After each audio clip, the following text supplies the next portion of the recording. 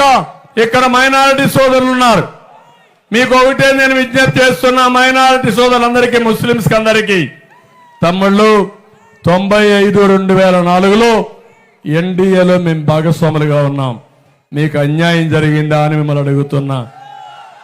ఆ రోజే నేను హైదరాబాద్లో ఆజ్ హౌస్ కట్టించాం, ఉర్దూ యూనివర్సిటీ తీసుకొచ్చాం. 13 జిల్లాల్లో ఉర్దూ 2వ భాష కింద నేను ఆ రోజే అనౌన్స్ చేయించాను. అదే మాదిరిగా మళ్ళా రాష్ట్రం విడిపోయినప్పుడు మీరు ఒకసారి చూడండి, సంక్షేమ కార్యక్రమాలు పెట్టిన పార్టీ తెలుగుదేశం పార్టీ, అవునా కాదా అని అడుగుతున్నా.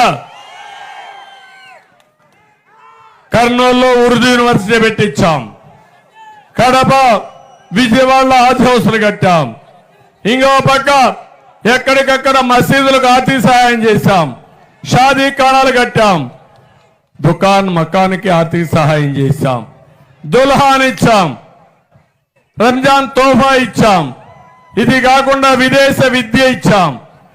ఇవన్నీ చేసి మీ రిజర్వేషన్స్ కూడా దెబ్బతినకుండా సుప్రీంకోర్టులో అడ్వకేట్లు పెట్టి కాపాడిన పార్టీ తెలుగుదేశం పార్టీ అని చెప్పి నేను మీకు తెలియజేస్తున్నా.